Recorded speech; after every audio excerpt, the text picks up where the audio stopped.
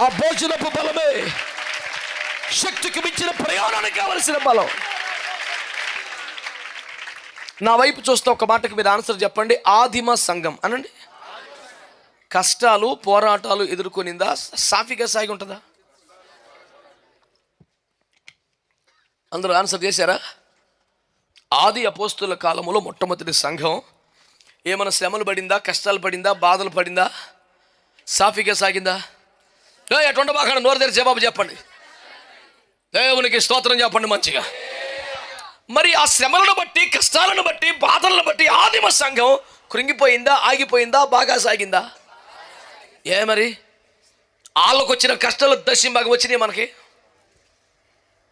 దారుణం సార్. గుళ్ళోకి వెళ్ళి ప్రార్థన చేసుకుంటే లాక్కొచ్చి కడుపుల మీద పెట్టి రంపాలతో కోసారు.